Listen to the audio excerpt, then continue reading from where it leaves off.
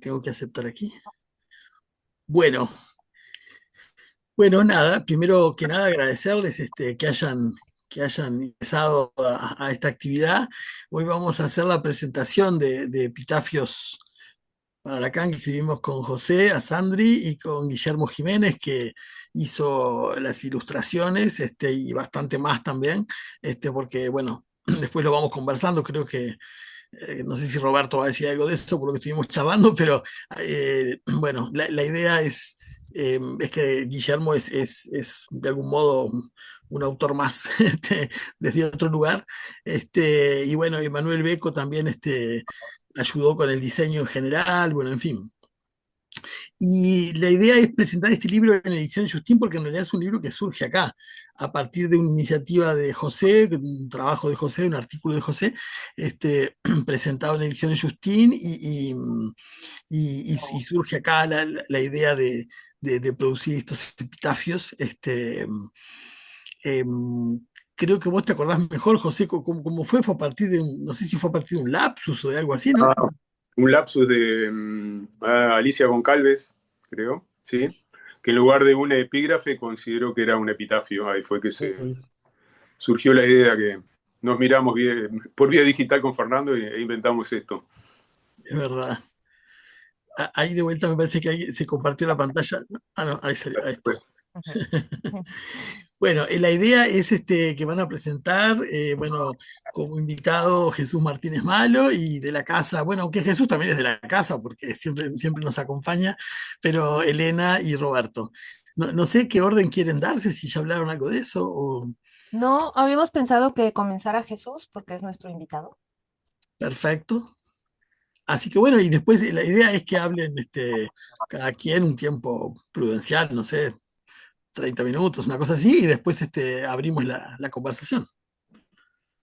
Así que bueno, Jesús, adelante y gracias. Gracias. Bueno, primero nada más agradecer a Elena, a Fernando, a Roberto y a Marina la invitación a presentar este libro de José y de Fernando, que de alguna manera pues yo estuve en parte de la idea porque estaba presente en la actividad de ediciones cuando se salió esto, cuando surgió. Bueno, me salto una primera parte para no tomarles demasiado su tiempo, que no importa tanto, y empiezo con un inciso que se llama de los antecedentes y del haiku que designa. Si las fechas que aquí consigno están mal, les pido a los organizadores que me las rectifiquen, ¿no? El 17 de diciembre de 2022, José Sandri llevó a cabo en esta misma plataforma una presentación que tuvo por nombre Espectros de Lacan a propósito de Lacan Redivivus, perdón, Recidivus no, Redivivus. Eh, para quien no conozca el libro, aquí está, la portada. se ha traducido al español recientemente. Sí, sí, acaba de salir, está en Paidós precisamente. Ujú. Entonces, a propósito de Lacan Redivivus, presentación, la de José, que giró en torno al libro que con este nombre publicó Jacques Alain Miller, que como se sabe fue el yerno de Lacan y el depositario legal de su obra.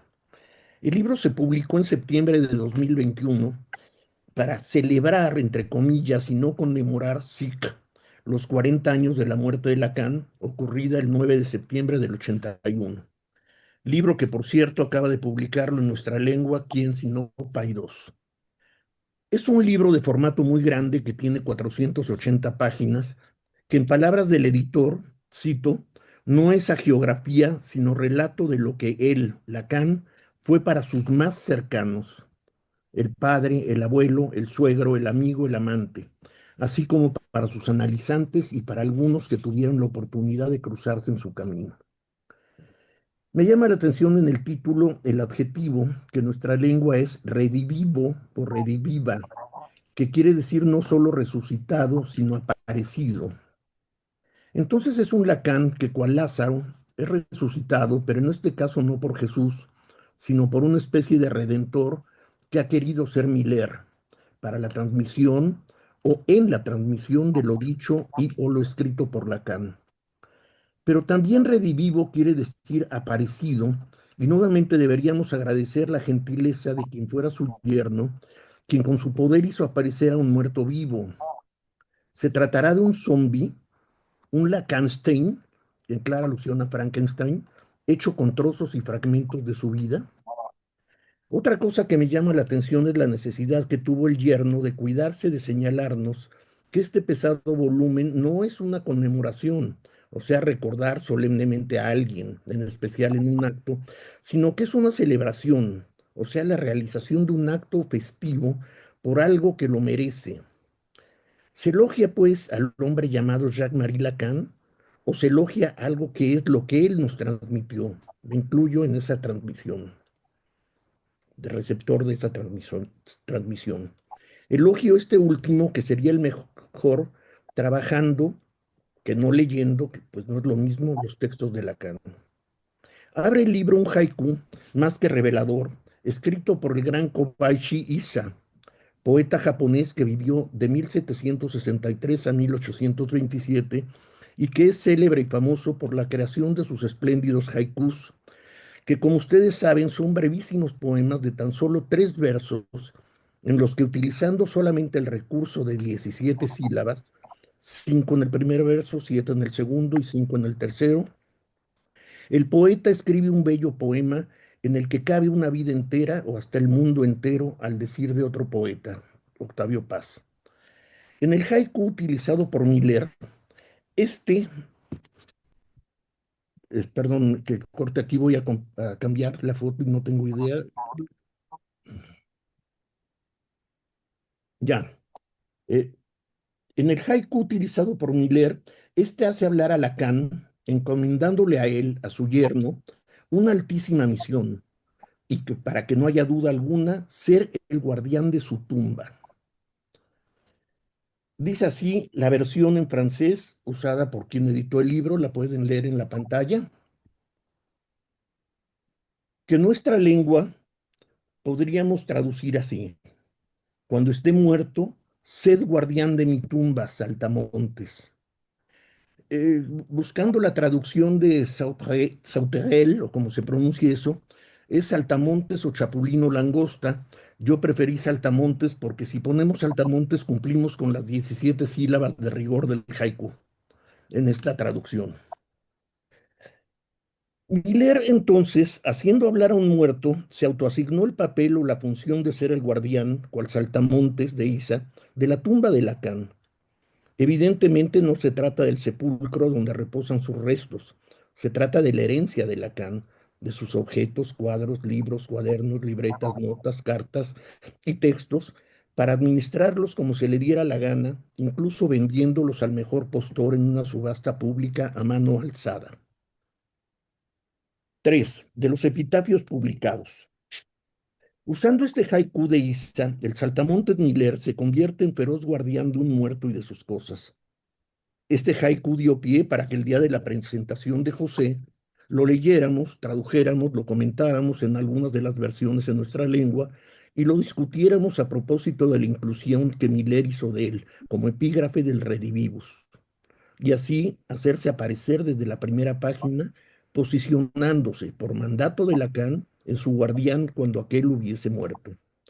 Nos preguntábamos y hasta nos lamentábamos por el destino de la transmisión de Lacan, pues todos hemos sido testigos de lo ya hecho editorialmente por Miller con los seminarios de su suegro.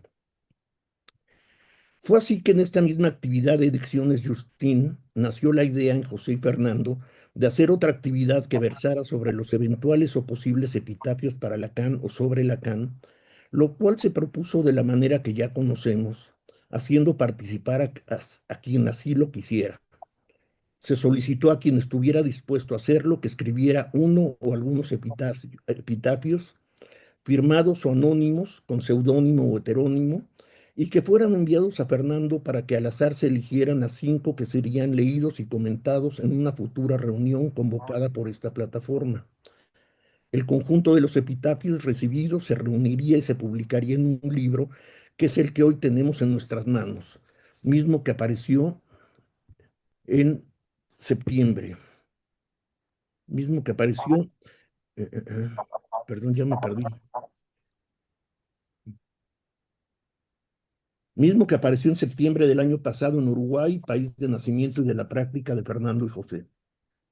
Apenas ayer, a punto de imprimir esta presentación, caí en cuenta que hay muchos septiembres. Lacan muere en septiembre del 81. El libro, que también puede ser considerado un epitafio pero visual, llamado Visage de mon père, o sea, Rostro de mi padre, firmado por su hija Judith Miller, apareció en septiembre también del 91, es decir, 10 años después de la muerte de su padre. El Redivivus de Miller apareció en septiembre de 2021, o sea, 40 años después de la muerte de su suegro, y el libro de Fer y José en septiembre también, pero del 24, es decir, 4 después del pesado tomo milleriano, 34 años después de los epitafios fotográficos y 44 después de la muerte de Lacan. ¿A qué las coincidencias? Vamos a hacer como que ya estamos en septiembre, así agregamos otro septiembre más, ¿les parece? El libro que nos ocupa reúne pues 31 epitafios y dos ensayos. El del principio supongo de José y el del final que supongo de Fernando, y digo supongo porque no se encuentran firmados. ¿Por qué? No lo sé. Tal vez ellos nos quieran contar. Mi idea al participar fue intentar decir qué sería aquello, obviamente para mí, con lo que podría presentar en unas cuantas palabras escritas a manera de epitafio a Lacan. ¿Con qué palabras podría yo presentar a Lacan?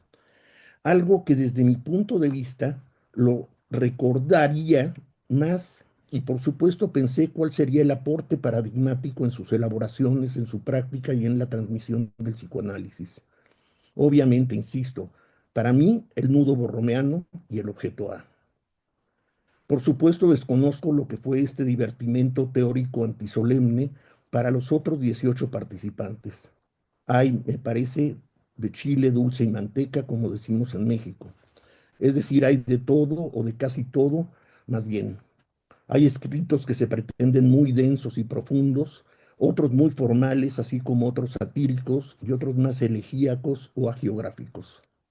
Hay un trío presentados y publicados en otras lenguas diferentes a la nuestra y uno solo de un francoparlante.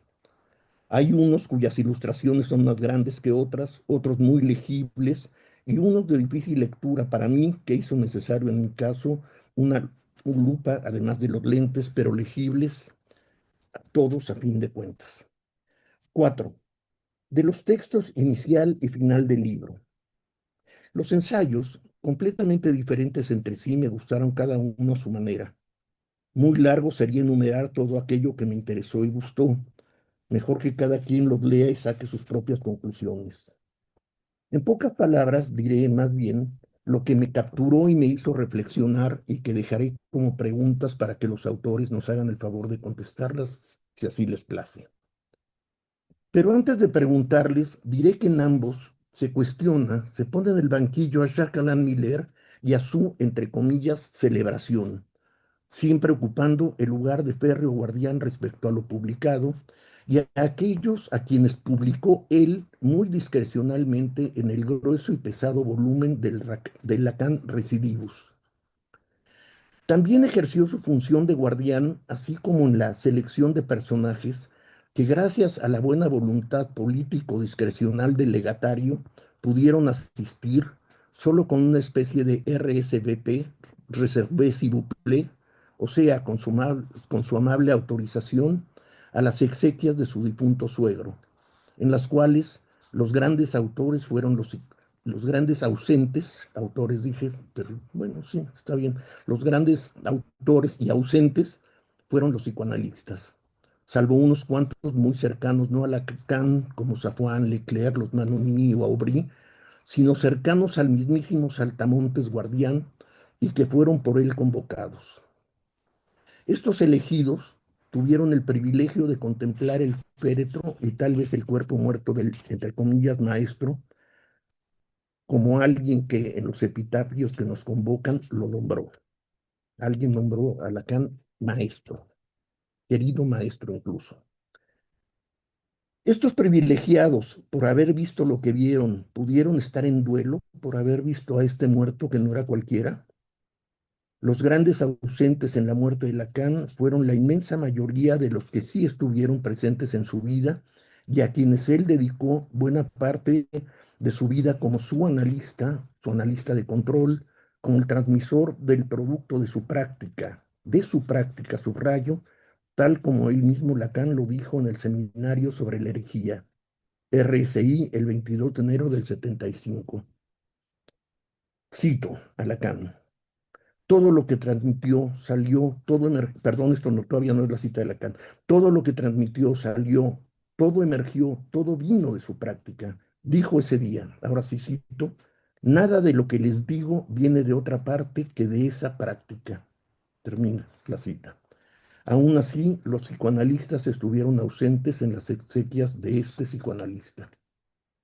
El legatario no solo administraría el legado material, también pretendidamente ha querido administrar los destinos del psicoanálisis que se dice y o que se pretende lacaniano, lo cual, en todo caso, es el nombre de un problema y no una mera categoría de una clasificación, como sería decir, soy psicoanalista freudiano, kleiniano, lacaniano, etc. A este propósito, el de la administración de eso que sería la práctica del psicoanálisis lacaniano, sugiero que se ponga especial atención en la fuerte y muy certera crítica en el segundo ensayo a la posición de Miller respecto a la cuestión trans y a los analistas, que al irónico decir del guardián, entre comillas, cito, le gustaría a él, a Miller mismo, felicitar al practicante de hacerse dócil al trans. ¿Qué habrá querido decir con eso de un practicante dócil al trans? Así como administró la herencia, no solo pecuniaria, pero seguramente sí obteniendo altos ingresos al haber subastado buena parte de ella, para que de ahí en más el destino de los objetos que alguna vez pertenecieron a Jacques Lacan permanezcan en una hermética vitrina cerrada de algún coleccionista privado y que ahí se resguarden del inclemente paso del tiempo, documentos, libros, notas, cuadernos, apuntes y cartas que seguramente nunca llegarán a la luz pública. Así como administró los legados que atañen a la transmisión de Lacan, también administró su falleciente cuerpo, así como el de este ya perteneciente al reino de los muertos. Lacan murió el 9 de septiembre del 81 a las 23:45 en la clínica especializada en cáncer Harman en Neuilly-sur-Seine, en la que había sido ingresado de urgencia por una oclusión intestinal ocasionada por el tumor canceroso que tenía en el colon desde hacía 2 años y que él, Lacan, nunca quiso tratarse médicamente. Fue internado, decíamos, pero bajo un nombre que no era el suyo, uno diferente a su nombre propio. Usaron, por decisión de Miller, el nombre del médico tratante. A Lacan le practicaron la resección del tumor mediante una nueva técnica que no implicaba la muy dolorosa y desagradable colostomía, procedimiento menos cruento, el que fue usado, aunque más inseguro que el tradicional, y que fue decidido también por otro. Decisión igual que la del borramiento del nombre propio del también guardián en vida, Jacques Alain Miller.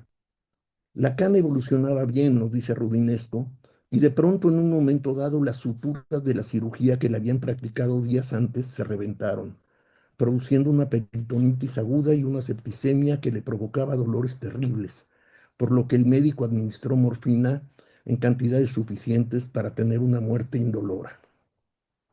Aquí vale la pena señalar que la misma Elizabeth Rudinesco da dos versiones de la causa del deceso. Primero dijo, en, en su historia del psicoanálisis en Francia, que Lacan había muerto estando en estado de coma debido a una insuficiencia renal, y la segunda versión, la ya mencionada y publicada en su Jacques Lacan, Esbozo de una vida, historia de un sistema de pensamiento. En ambos libros, la autora afirma que sus últimas palabras fueron, soy obstinado, desaparezco. A su muerte, el cuerpo fue llevado en plena noche al domicilio del guardián y de su esposa Judith, la hija menor de Lacan, en la Rue d'Assas, y de ahí el sábado 13 de ese mismo mes al cementerio de Guitrancourt, acompañado solemnemente por una treintena de personas, entre ellas algunos miembros de su familia y una pequeña delegación de miembros de la Escuela de la Causa Freudiana, obviamente convocados por Miller. Ningún amigo personal y ningún compañero de aventuras en el psicoanálisis. ¿Qué duelo podemos hacer? Se pregunta el autor del primer ensayo del libro que nos ocupa. Quien, quienes nunca nos acostamos en su diván, que nunca hicimos un control con él en el número 5 de la Rue de Lille, o que nunca asistimos a las presentaciones de enfermos ni al auditorio en Santán, o en las aulas de la Escuela Normal Superior a escuchar sus seminarios, o que ni siquiera estuvimos en Caracas muy poco antes de su muerte. ¿Qué o cuál duelo podría ser el nuestro y el de todos los que también hemos sido tocados por sus palabras habladas y escritas y nos consideramos herederos de su transmisión? En el primer ensayo del libro que nos ocupa hoy, el autor, que presumo José, menciona muy de pasadita, supongo que por falta de espacio en su texto, una tríada de lacanes. Serían no uno del caso del Lacan, sino del el caso Lacan, no sin el D, no el caso de Lacan, sino el caso Lacan, ¿se entiende? Otro Lacan sería lo que él llama la función Lacan, y finalmente el tercero, el de la persona Lacan. Te pediría, José, si pudieras ampliar, aunque sea algo, sobre esta tríada de Lacanes, que dado que son tres, considerarías que acaso que se podrían anudar para hacer un solo Lacan. Y a ti, querido Fer, ¿podrías ampliar un poco más esta posición de Miller en su provocadora invitación y recepción a Paul Preciado y su no docilidad respecto al cambio, respecto al campo LGTB? Muchas gracias a los dos por este tan bello como interesante libro que ha sido calificado por algunas beatitudes como poco solemne, lo cual para mí es todo un elogio. Cinco y último. Cada uno de los autores y participantes en el libro, con su propio estilo, manera, recursos e historia de su relación con Lacan y de cómo y en dónde fue tocado por su transmisión, cada quien decía, puso lo que pensó, sintió, intuyó, puso lo que le aconsejaron las musas, su inconsciente, la langue, o como se prefiera designar a la instancia inspiradora para escribir sus epitafios. No cabe duda, pues, de que cada quien puso en sus epitafios, digámoslo así, a su Lacan. Muchas gracias. Muchas gracias a ti, Jesús. Ya te responderé. No sé quién quiere seguir, si Elena o Roberto, como quieran. Y hacemos las preguntas al final, ¿no? La conversación la abrimos al final. Dale, dale. ¿Quieres que vaya yo, Roberto? Pues sí, sí, sí, Como adelante. tú quieras, ¿eh? Dale, dale. Sí, Vale, sí. vale. Este, bueno, pues nada, muchas gracias a Fernando y a José por invitarnos a presentar este libro. Como ya mencionaron, es un libro que surgió a partir de esta actividad que propusieron a Ediciones Justina hace ya algunos años. Y desde que leí el argumento, aquella vez que nos hicieron llegar el argumento, me pareció que pues ponían en la mesa algo que Jesús también ya señaló, porque bueno, creo que es el centro del libro, que es justamente lo que para cada cual significa la muerte de Lacan. Y me parece que es un tema importante de discutir, de hablar, por las implicaciones que tiene también en términos de lo que cada quien hace en el consultorio, de la clínica que cada quien lleva. Entonces, bueno, pues yo me centré como en un aspecto, sobre todo en esta propuesta que hacen de hablar de la función Lacan. ¿Qué sería eso? Me parece que habría que pensarlo un poquito más y a mí me hizo remitirme al libro bueno, a la conferencia que dio Michel Foucault en el 69 de qué es un autor, porque me parece que desde ahí es que se puede plantear algo de lo que significa la función. Foucault hablaba del autor como una función, la función de autor. En esa conferencia, pues supongo que más de uno de ustedes sabe que estaba Lacan presente y que Lacan además estaba muy entusiasmado, recibió de manera muy entusiasta la conferencia de Foucault porque le parecía que tenía cierta resonancia con su propuesta de el retorno a Freud. Entonces, pues me pareció importante retomar algunas de las nociones que Foucault introduce para hablar de qué es un autor. Primero dice, bueno, pues que la función autor no es una función universal, que es una función, eso, que no es universal y que si bien es una función que se da al interior de los discursos, no todos los discursos tienen esa función. Entonces, por eso es que no es universal. Y pues que la función consiste en que hace posible que dentro de un discurso se cambie el rumbo, haya una producción distinta, haya una renovación, haya una reconfiguración, una transformación. En eso radica la función de autor. Yo me imaginaba un poco, me lo imagino un poco como un tejido y que el tejido, no sé si eso está en la conferencia o lo imagino yo, no me acuerdo, pero es como un tejido y que se viene dando de cierta manera y entonces los autores estarían colocados en ciertos lugares que hace posible que se amarre de cierta forma el discurso o que tome un rumbo distinto también. Entonces, sí, giros o transformaciones en el tejido.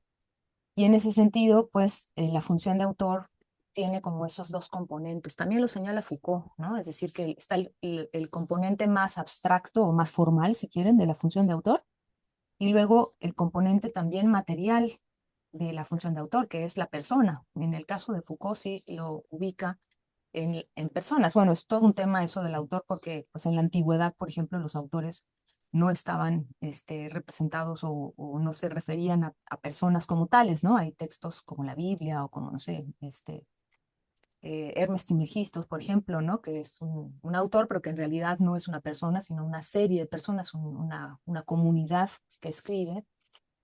Y entonces, pero en Foucault sí está planteado así, ¿no? Como desde la modernidad, digamos, la función de autor estaría ocupada también o llevada a cabo por una persona. Entonces, yo creo que el texto está justamente tratando esa conjunción o disyunción entre esos dos aspectos de la función de autor, entre el aspecto más material y el aspecto más concreto, más abstracto, más formal, digamos, ¿no? Entonces, en ese sentido, pues la muerte de Lacan cumple esas dos funciones también, ¿no? Por un lado, una función más abstracta de lo que es el autor Lacan y de lo que significa eso que llamamos enseñanza, que habrá que ver qué es, o transmisión, que también habrá que ver qué es, y por otro lado, pues la persona como tal de Lacan que sostenía esa función, incluso también pensando en los análisis que dirigía, ¿no? Entonces ahí hay efectos en la muerte de Lacan en el sentido de la persona de Lacan que murió. Yo creo que sobre todo el énfasis está puesto también en esa dimensión de la función que no nada más es formal, sino que también es material. Entonces, bueno, en el libro también se hace alusión a Fisher.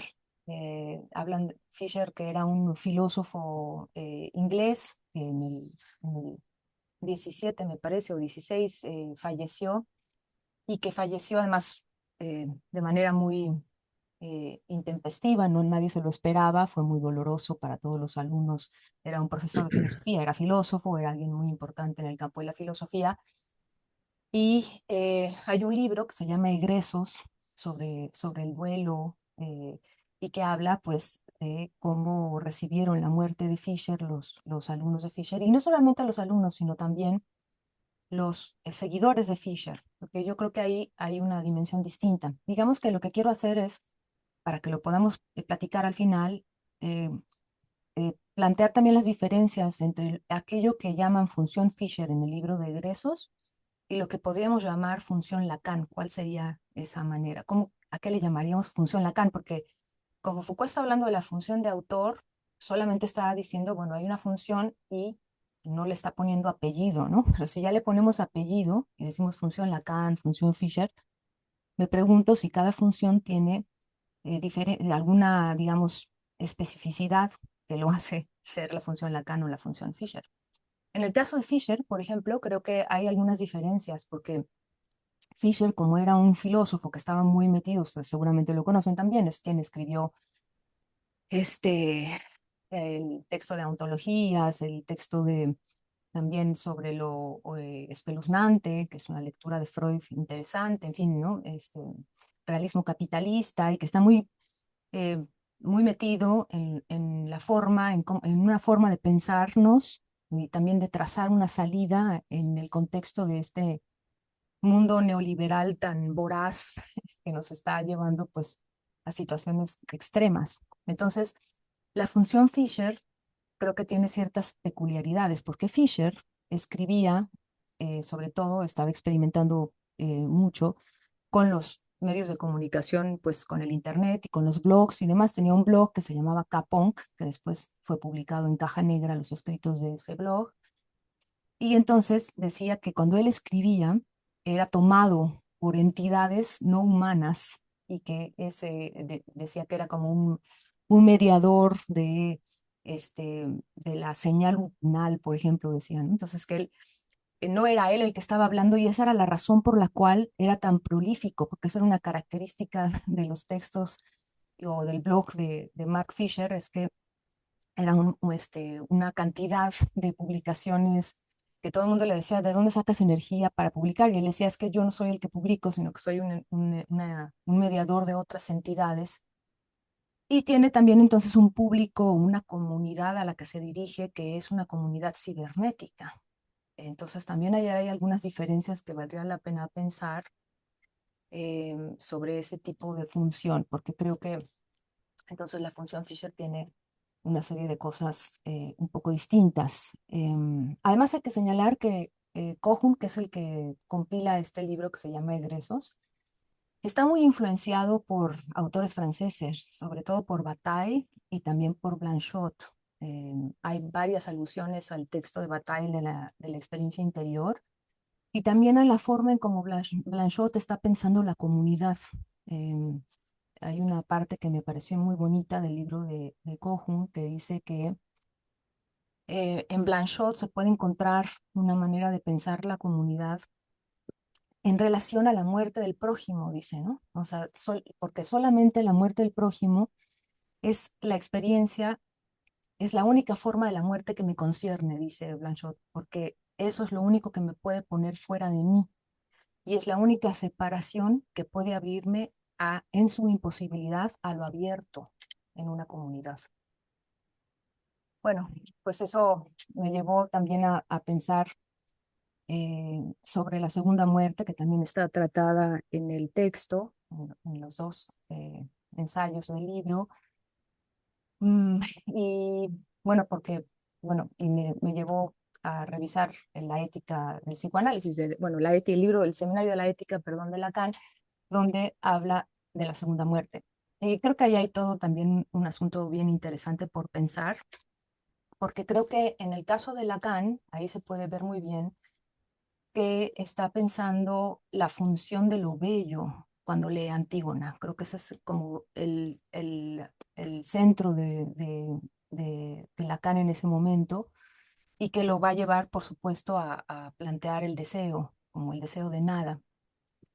Luz, por ejemplo, en su texto de La erótica del duelo, dice que la forma de la función de lo bello de Lacan tiene la característica de ponerle un dique a la romantización de la muerte.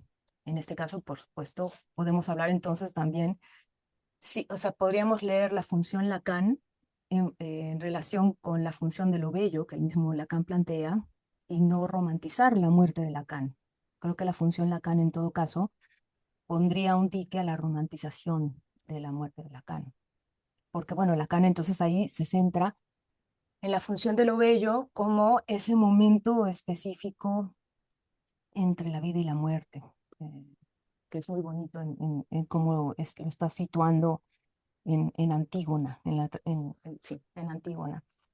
Quizás es estirar demasiado, lo podemos discutir si quieren al final, porque, bueno, creo que en todo caso la función de lo bello en Lacan es un instante, solamente, ¿no? Es el instante entre la vida y la muerte. Y bueno, otro aspecto, y ya con esto voy a cerrar, que quizás vale la pena solamente mencionar, es cómo a mí me parece que hay una diferencia, o bueno, que quizás el que introduce una dimensión que no encuentro en Lacan, o por lo menos si ustedes la han encontrado, luego me dicen, no he encontrado en Lacan esa relación que Alush sí establece con el término de moksha o mukti hindú para leer la segunda muerte, ¿no? Em, Porque entonces, bueno, porque se puede pensar la segunda muerte justamente como esa extinción absoluta, donde ya no queda nada.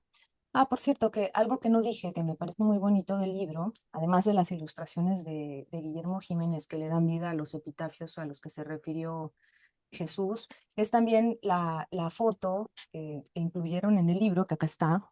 eh, a ver si ahora que venga José, supongo que vas a traer algunos libros para que acá en México lo puedan adquirir. Pero esta foto es la foto de la lápida de Lacan. Ahí está el epitafio de Lacan junto con algunos de los objetos que también a veces acompañan en la tumba. Y digo esto, pues bueno, porque se podría pensar entonces la segunda muerte como esa extinción incluso de algo así, ¿no? Porque esto todavía nos habla de una vida, de la vida del autor, si quieren, o de la vida de estas cosas que quedan de Lacan. Y si lo leemos, en cambio, con esto que trae, que relaciona a luz del hinduismo, del moksha o mukti, pues entonces introducimos la noción de liberación, porque moksha o mukti en sánscrito quiere decir liberación. Es todo un tema, es un tema que a mí me fascina porque está hablando también, pero se puede estudiar muchísimo la influencia del hinduismo en Grecia, lo cual lleva también a descolocar a Grecia como el origen de todo Occidente y pensar a Grecia más bien como un receptáculo de una cantidad de otras culturas que, bueno, los griegos tuvieron el mérito de formalizar a lo mejor. Y en ese sentido, pues la influencia hindú ahí está, es muy, muy clara. Y Moksha o Mukti entonces nos lleva más a la idea de liberación e introduce una serie de cuestiones más ontológicas y metafísicas que son propias del hinduismo, pero que pues no dejan de ser interesantes. A mí sí me parece que ahí vale la pena también trabajar un poquito más o sea, con el fin de también preguntarnos qué diferencia hay en leer la segunda muerte con el hinduismo relacionado a la noción de moksha o mukti. En todo caso, creo que ya para ir cerrando y poner algunas cosas más concretas en la mesa, me parece que la función Fisher estaría más centrada pues en una manera de hacer comunidad, quizás un poco más específica de lo que en ese momento sucedía en la universidad y en ese momento sucedía alrededor de los blogs y de los textos de Fisher, que tiene que ver con la idea de encontrar una salida del capitalismo y de una salida que nos permita ingresar a otro mundo, acelerando las anomalías de la hegemonía. Y eso, bueno, marca quizás una diferencia que quizás nos sirva también para pensar algo de la función Lacan, que me parece a mí que está más ligada a la función de lo bello, en todo caso. Bueno, yo lo dejo aquí y si quieren, podemos platicar un poquito sobre esto después. Gracias. Muchas gracias, Elena, muchas gracias. Bueno, Roberto, adelante. Muchas gracias. Muchas gracias, José, Fernando, por esta invitación a presentar este bien particular libro. Realmente lo disfruté muchísimo. Em, y me tomo la invitación como de una forma muy, muy concreta, tal vez. A presentar el libro, para mí es como también antojar un poco a su lectura. Y la verdad es que es un libro muy que antoja bastante. Cuando lo adquirí, realmente me picaban las manos por abrirlo y empezar a leer. De hecho, no pude evitarlo. Fui viendo algunas de las ilustraciones, leyendo algunas páginas. Y pues esa fue mi primera lectura, la verdad, de una manera bastante caótica allá en Montevideo. muy, muy, muy en desorden y la verdad es que eh, quisiera transmitir algo de eso. De hecho, creo que lo que yo voy a hablar es un poco más de mi propia lectura y no, quizá no tanto como con la forma de Jesús, Elena, sino cosas que me produjo, definitivamente. Con solo pues algo de su forma y demás, ya es particular, ya es llamativo. Eh, a mí me parece, no sé, como un gran acierto esta distribución digámoslo así, de las autorías, incluso con la parte de las ilustraciones en el centro. Creo que no es solo como que está en el medio, sino que realmente está en un cierto centro. No tiene, ahora que ya luego lo leí, esta última vez lo leí de cabo a rabo y digamos linealmente, no tiene una función como de pausa o de reposo, no sé, como a veces sucede con algunas imágenes o libros con ilustraciones, sino que realmente se me hace que tienen un lugar central, un lugar de vértice. Y de ahí, pues una primera pregunta para ustedes respecto a el, el cómo, quizá, y también un poco el porqué de esa colocación. Eh, como, también como mencionaba Jesús antes, bueno, nosotros diferentes escrituras y lenguajes de caracteres, números, formas, fórmulas, evidentemente ilustraciones, y dentro de ellas también hay una cierta variedad en sí misma. Creo que también tanto en prosa como en imagen encontré un tono crítico, a veces paródico, pues claro, cómico, teórico, no sé, es realmente un ensamblaje muy, muy, muy bien armado, que me parece. No, no tanto como por un sentido de unidad, sino como me parece una ingeniosa combinación. Em, Me produjo, como les decía, varias cosas. Una de ellas fue una de las primeras páginas cuando hablan de, bueno, yo lo nombraría como la cuestión ex analista, cuando hablan de mi primera sesión con Lacan, esta persona que va a su primera sesión con Lacan justo en el momento en que está siendo enterrado, digamos, el cuerpo de su analista, y bueno, Lacan interrumpe y se van a- al entierro. Eh, Me saltó a los ojos porque realmente lo ponen entre comillas. Y ese ex analista creo que es un tratamiento bastante destacable. No sé, capaz que no, Lacan no quería ser enterrado vivo ahí. No quería, no sé, o no nacer muerto, como se dice popularmente también.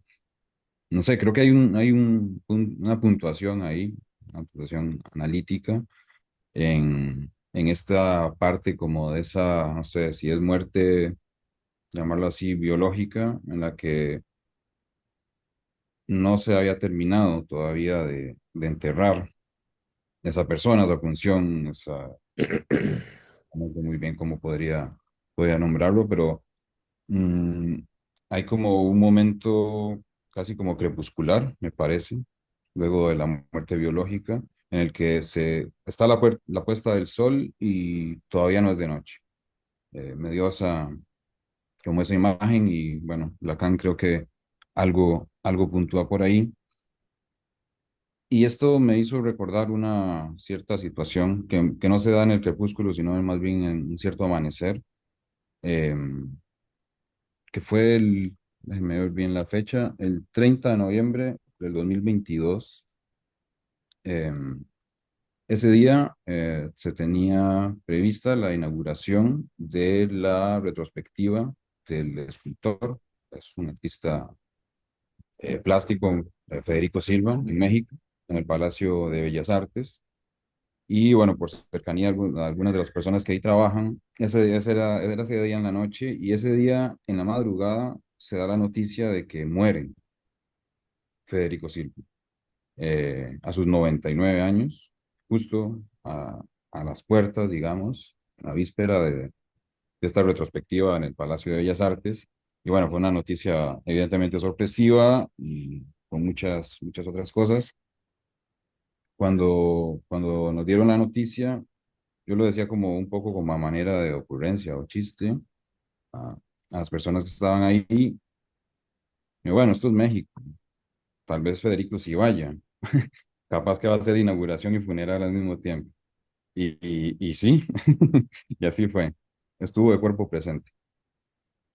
Eso es una cuestión bastante particular, creo también, de ese que no ha sido aún enterrado, que está un tanto vivo. Y me hizo también buscar pues, las noticias de esa fecha. Las busqué realmente más bien para verificar la fecha, pero leyéndolas y viendo tweets y otras formas de comunicar ese fallecimiento, encontré que, bueno, en todas las que encontré, no hablan de su esposa, ni como viuda, ni como, digamos, ex esposa, ni nada de esto. La nombran como esposa, en todas las veces que lo encontré. Y creo que aquí también hay un cierto crepúsculo o una madrugada todavía en el que mm, a nivel incluso de comunicación o mediático hay algo que aún no muere. Es peculiar también, me encontré digamos, el argumento también de esta retrospectiva en el que participó el mismo Federico Silva y que cito, dice, un momentito, todo cambia. Si no cambia, se estabiliza y muere. Por eso, todo está en constante transformación. Creo que este, fin de la cita, creo que este libro irrumpe ciertos intentos por estabilizar la muerte de Lacan. Es algo que celebro montones. Irrumpe esa estabilización y de diferentes formas, creo que de alguna manera no deja que esa muerte muera, digamos que la revive de cierta forma. Hay en este libro también, y se refieren a algunos silencios de piedra.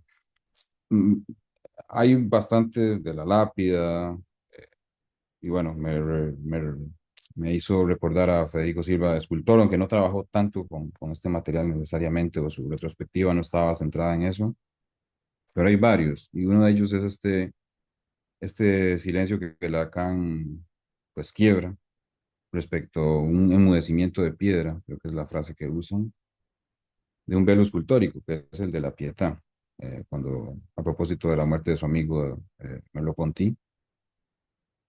Creo que en este libro, y es otra de mis celebraciones, es que no hay hay una apuesta por un Lacan que no sea exactamente lapidario, así como con la última palabra. En la, por ahí en la página 23 se preguntan, cito, ¿acaso la muerte y el paso del tiempo dejaría sus palabras en un lugar inconmovible, como si hubiera escrito en piedra? Fin de la cita. Pues sí, bueno, ciertamente no escribió en piedra, ni habló en piedra. Eso es algo importante. Mm. También en la página 58 dicen no hacer de alguien un monumento. Creo que no petrificar a Lacan o su decir, o lo que se pueda transcribir, o su seminario como tal, es muy importante. Y precisamente está muy presente también en la crítica, entre muchas otras críticas, como decía antes, valiosísimas, a Miller, de hacer del seminario de Lacan un testamento. Cuando estaba escribiendo esto, les comparto un lapsus, porque en vez de testamento escribí de decálogo, un lapsus bíblico, vale decir. Eh, Inmediatamente se me vino pues, la imagen de los 10 testamentos, no, de los 10 mandamientos de Moisés, ¿no? Esta cuestión pues escrita en piedra y bueno, repetida una y otra vez. Y de vuelta me trajo a este Lacan bestseller, ¿no? Como esta cuestión de escribirlo en piedra, esta es la versión oficial, vender, vender. Ahora Miller dice no haber sabido qué hacer con esa herencia. Philippe Varier hace alguna mención a la cuestión de la diferencia o el uso inicial de los testamentos, especialmente en el siglo XVII, de que no era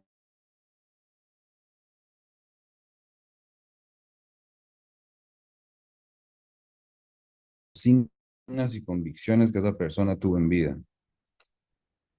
No interesaba tanto los bienes materiales, sino a qué llegó esa persona, qué pensó. Y bueno, con esa herencia, que como también señalan en el libro, que pudo haber sido un archivo pues, más compartido, Miller parece haberlo guardado más bien en una bóveda. Em, la bóveda tiene lo bonito de que puede ser una bóveda de un banco o una bóveda de un cementerio. Y bueno, creo que ahí cerró esa herencia y de una u otra forma igualmente ganó bastantes intereses, me parece. Destaco hay momentos, hay, si se quiere, también piedritas en el libro, algunas frases, algunas preguntas que son realmente preciosas y una de ellas que quisiera también subrayar es la cito, ¿es Lacan un muerto en común? ¿Qué tan en común ha sido puesto o eso, o esas herencias, digamos? ¿Qué sería entonces heredar a Lacan o quiénes son sus, digamos, oficiales herederos? Sí les tengo un reclamo que acaba de surgir y es que en mi copia de epitafio no venía la fotografía. Me quedé sin, me quedé sin la fotografía y aún así sí tengo, no sé, una cierta lápida. Em, Leyéndolo, como les decía esta última vez, tuve un final bastante feliz en el sentido de que, pues bueno, es un libro, para quienes no lo han tenido en sus manos, es un libro grande, de tapa dura, y pues esta última vez que lo leí, no sé cuántas horas eh, estuve leyéndolo y viéndolo. Me detuve bastante y ya hacia el final de la lectura sentir alivio de cerrarlo porque ya me dolía un poquito la mano. Es un libro difícil, difícil de sostener, tengo que decir. Eh, Creo que en función de autoría ustedes lo sostienen muy bien, pero sí me dejó aquí un poco una cosa prensil y también me dio un alivio doble, la verdad, porque al cerrarlo y ver la tapa negra y luego digamos, esta cruz, me di cuenta que también me pesaba porque era de cierta manera una tumba, quizá también de granito negro. Esa es también una pregunta que tanta intención en una semejanza o similitud hay en la forma misma del libro, en su materialidad, su, su composición, eh, también haciendo tal vez juego, como les digo, ignorando que estaba incluida ya esa fotografía y bueno, también algunas de las cosas que quería plantear o preguntar ya han sido traídas por Jesús y Elena. Solamente también quisiera redoblar esta solicitud de comentario, pero a ambos, sobre la parte de este, quizá también reclamo a Miller sobre la cuestión de lo trans. Pues bueno, muchísimas gracias. Gracias a ti, Roberto. Bueno, no sé si capaz, José, quieres decir algo vos. Bueno, sí, muchas cosas. En realidad, eh,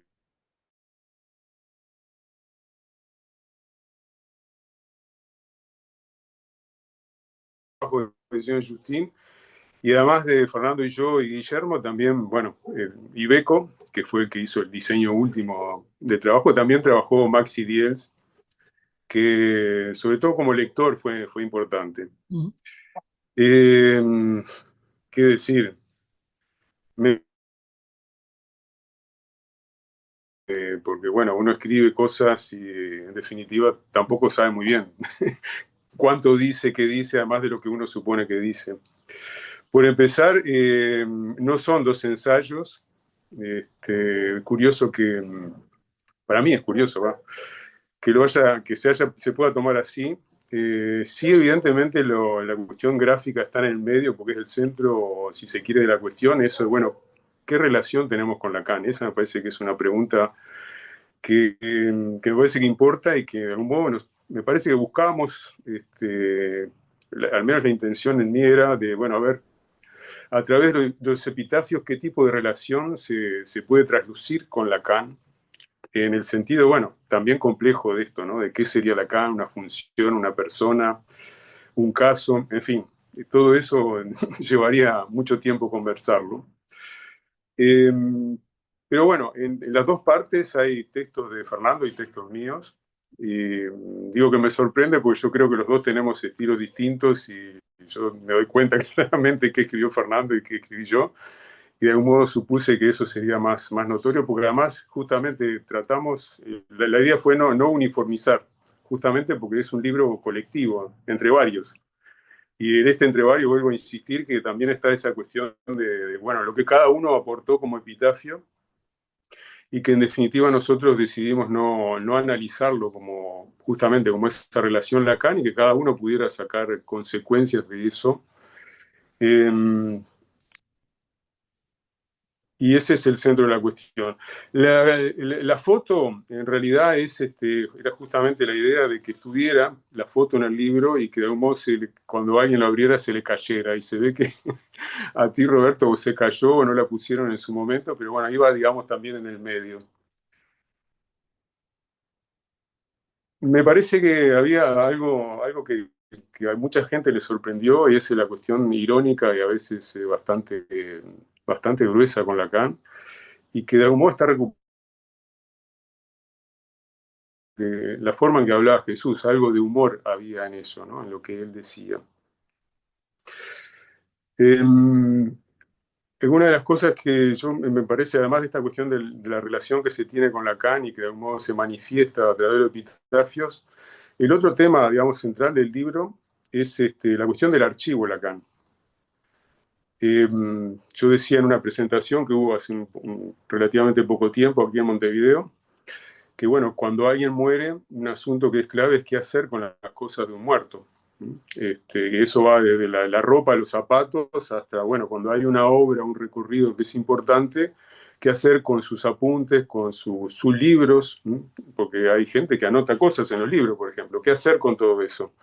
Y comparaba lo que pasó con Lacan, esa cuestión de empezó por un secuestro de un cuerpo, siguió por un secuestro de un velorio, un secuestro del entierro y un secuestro de la obra. Es decir, todo lo de Lacan está, el último Lacan, por decirlo de algún modo, fue secuestrado por Miller y sus secuaces. Comparándolo, por ejemplo, con lo que pasó con Frank Kafka, si no hubiera sido, digamos, por la infidelidad de su amigo Max Brod, nosotros no hubiéramos conocido sus diarios, ni su correspondencia, ni tampoco sus novelas y tal vez gran parte de sus relatos, de sus cuentos, porque Kafka, digamos, cuando estaba por morir, dijo que quería que quemaran todo aquello que no había sido publicado. También es posible compararlo con Foucault. Con Foucault se han editado sus seminarios, tal cual fueron dados, con los errores y con las notas críticas necesarias.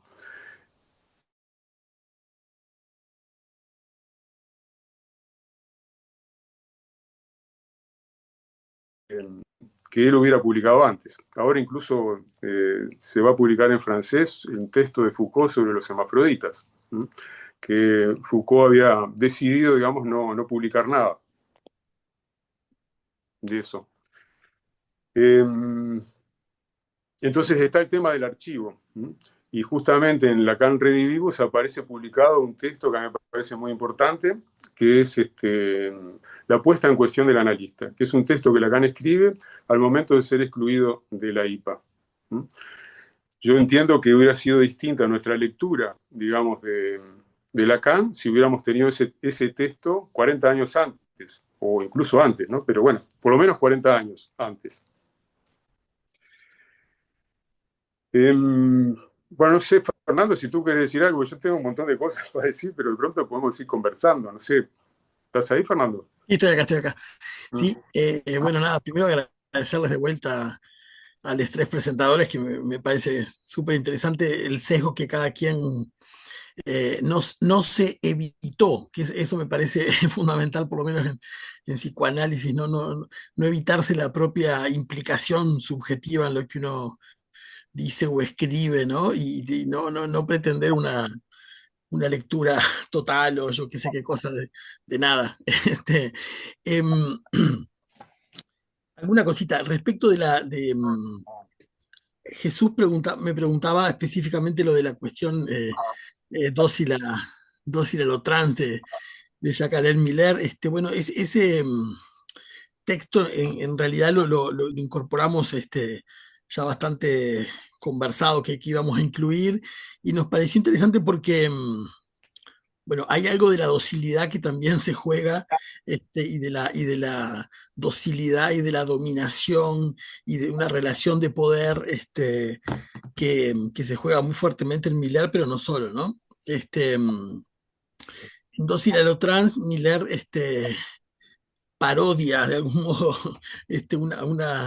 una apuesta lacaniana respecto de la histeria, y dice hacerse como dócil al otro en el sentido de, pero es un tipo muy particular de acogida de lo trans, ¿no? Desde un lugar absolutamente paternalista, bueno, desde un lugar absolutamente, em, no sé, irónico y yo creo que finalmente me atrevería a decir que transfóbico, donde mantiene un aura de patologización de lo trans a pesar de que parece dar a entender lo contrario. Bueno, eso es específicamente respecto a, pero me parece que también muestra mucho la manera de hacer de Miller en estas cuestiones, ¿no?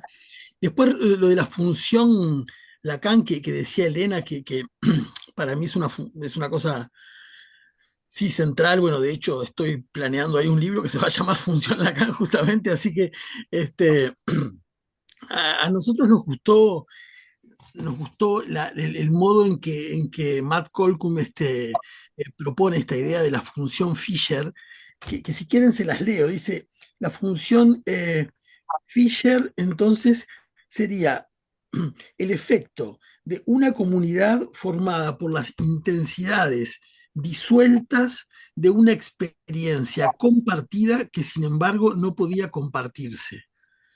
Nos parece que contiene mucha cosa eso, ¿no? O sea, la función como el efecto en una comunidad de esas intensidades, bueno, disueltas por la muerte, ¿no?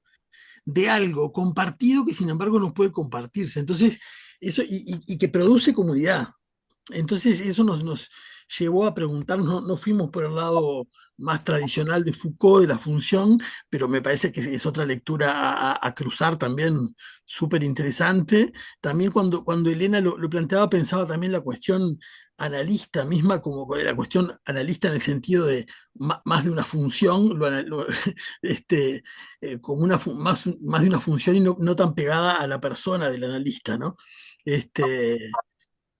Em, ¿Qué era lo otro? Esto que decía José, porque incluso creo que, por lo menos en mí, hay como una pregunta de fondo, es que, ¿qué queremos decir cuando decimos Lacan, ¿no? Parece una cosa, bueno, cuando se habla también del amor Lacan, o nos referimos a algo que dijo Lacan, pero ¿qué estamos diciendo cuando decimos Lacan? No me parece una evidencia. Este, y, y eso me parece que se redobla con la cuestión de la muerte, porque entonces paradójicamente puede tener para algunos como un efecto de darle consistencia a eso que llamamos Lacan, porque está muerto, entonces supuestamente se estabilizó y podemos decir, porque eso no se sigue moviendo, entonces podemos como aprovecharnos de esa fijeza para decir algo, pero en realidad es algo muy, muy engañoso, ¿no? Que es Lacan para cada quien, ¿no? Este, bueno, en fin, esas cosas, no sé si quien... Yo quisiera decir algo más sobre esto. Dije que tenía varias cosas para decir. Esto del que plantea Elena sobre la función, Porque yo creo que hay una diferencia muy grande entre lo que puede hacer la función Fisher y lo que puede ser la función Lacan, en el sentido de los medios que se utilizan para la producción. Eso me parece que es clave, aunque no. Un ejemplo es, hay un libro que está asociado a epitafios que es Cartas a Lacan. Tanto los epitafios como las cartas son ya, podemos decir, son antigüedades, ya no se utilizan. No sé qué es lo que pasa en México, pero aquí en Uruguay es muy común que cuando muere alguien se lo creme y las cenizas se tiran a algún lado, incluso se reparten las cenizas y se hace distintas cosas con las cenizas. Es decir, epitafios en sí me parece que ya no van a existir por una cuestión, digamos, de cambio de las épocas. Tampoco las cartas. De hecho, si alguno de nosotros fallece en algún momento, bueno, encontrarán algunas cartas de antes de que existiera el email, pero después todo eso va a ser distinto, ¿no? Entonces, eso me parece que muestra justamente que hay algo de función que es distinto, porque Fisher escribía, digamos, en un blog, y ese blog era algo que se comunicaba con todo. O sea, había una cuestión viva, si se quiere, que es distinta a leer un texto, bueno, o leer un epitafio o leer una carta. Ha habido una cuestión, porque les voy a leer un epitafio de Aluya, bueno, lo que yo llamaría un epitafio de Aluya Lacan, porque hubo una pregunta que hizo Maxi en una presentación, es que qué relación habría, digamos, entre esta cuestión del libro que escribimos nosotros y la muerte de un maestro de una escuela, en este caso Alush. Y de algún modo en la presentación, para mí eran cosas completamente distintas. Pero a propósito de esta actividad que estamos haciendo ahora, apareció un reclamo parecido al que había surgido cuando hicimos la primera convocatoria a los epitafios. Había una frase de Alush que estaba incluida en el argumento y eso generó cierto malestar. Y en la convocatoria a escribir epitafios sacamos la frase de Alush y aquí en este caso nos exigían cuál era la referencia textual de la frase de Alush que incluimos.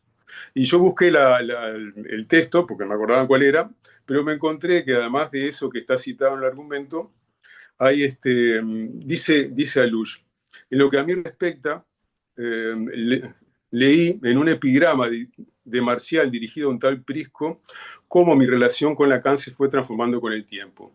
Eliminé el nombre de Prisco para poner en su lugar el de Lacan. Y dice lo siguiente: cuando te conocí, te llamaba Señor y Maestro. Me enseñaste a conocerte. Eres Lacan desde entonces. Aquí hay, digamos, no sé si se entendió lo que dice para mí epitafio de Aluya Lacan. Hay algo, digamos, que invoca, si se quiere, la relación a alguien, a Lacan, como alguien que dice cosas, no necesariamente alguien a hacerle un monumento. Y en ese sentido a mí me pareció notable lo que planteaba Roberto sobre esto de lo crepuscular o el amanecer. Porque justamente si uno puede tratar de separar lo que sería el caso Lacan, la función Lacan y la persona de Lacan. Pero cuando se trata de un análisis hay algo ahí que está tramado. Eso que Alush llama la primera sesión con Lacan, está tramado por lo crepuscular de la muerte de alguien, que puede ser el amanecer de otro análisis, pero la muerte no equivale a que esa relación con ese ser que fue el analista se haya muerto. De hecho, por ejemplo, bueno, sabemos que Alush fue analizante de Lacan. Alush siguió soñando con Lacan. ¿Se puede decir que no sigue, digamos, la función analista? Digo, como pregunta.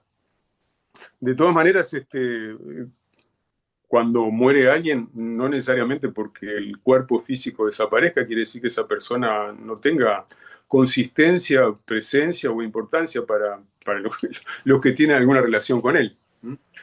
Entonces, esa cuestión de separar qué sería la persona, qué sería la función o el caso Lacan, porque también, digamos, uno puede decir que la relación con Lacan se establece en función de ciertas cosas. Y si bien nosotros resolvimos no analizar los epitafios como posible, digamos, lecturas sobre la relación que cada uno puede tener con Lacan, yo podría decir que yo escribí 4 epitafios. 2 con mi nombre y 2 con seudónimo. Y se dirigen a distintas cosas. Uno es, ¿cómo es que? No me exumen porque no es eso.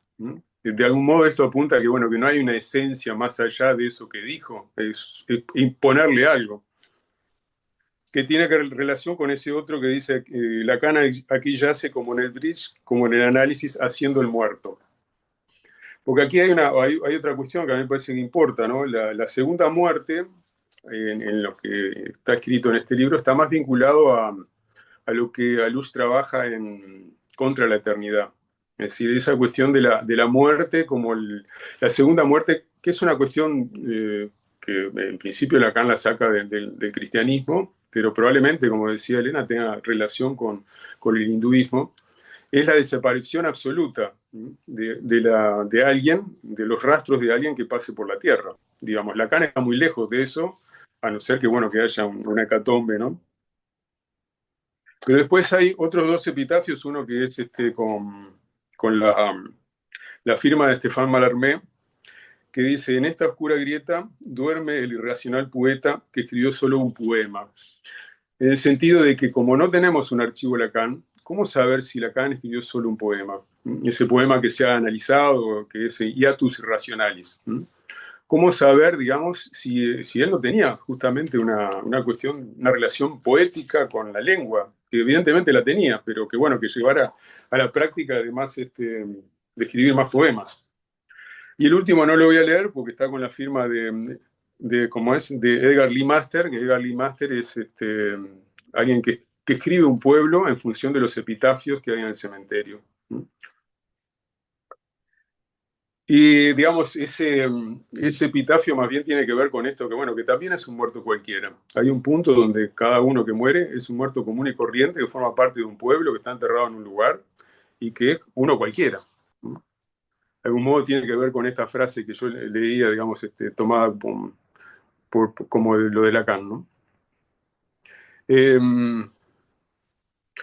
No sé, creo que hay otra cuestión también de que en esto que es una producción colectiva, es que como en algún momento hablamos con Fernando con la parte gráfica, teníamos otra idea, era como la idea de generar como una especie de idea de merchandising Lacan, que hubiera un planito Lacan, cómo llegar al cementerio de Lacan. Habíamos imaginado, por ejemplo, que a Miller tratando de poner una estatua de Lacan en París, en algún sitio, en qué sitios podría haber ido a intentar poner esa estatua. Y eso se transformó, digamos, por la intervención de Guillermo en otra cosa. Y sí, de algún modo tiene que ver con la presentación del libro en tapa dura y, digamos, como algo que pesa, tiene que ver con eso, sí, con una lápida. Bueno, cosas sueltas suscitadas por lo que ustedes han dicho, pero bueno, podemos seguir conversando. Bárbaro. ¿Les parece que abrimos a quien quiera decir algo? Sergio. Bueno, hola. Hay una palabra en japonés que es tsundoku, que forma parte de estas palabras que no se pueden traducir a otra lengua, y que significa comprar un libro, no leerlo y dejarlo apilado sobre otros libros no leídos. Todo eso significa la palabra tsundoku. A diferencia de Roberto, Epitafios para Lacan todavía está en esa pila de los libros no leídos. Este, así que agradezco a los comentadores que me han renovado el interés de ver si lo arranco de la pila y lo leo a la brevedad. Em, pero como todo esto gira, todo lo que han estado hablando, hablaron mucho alrededor de la muerte, y yo estoy preparando la presentación de otro libro de ediciones, que es Un viaje weird a los confines del psicoanálisis. Eh,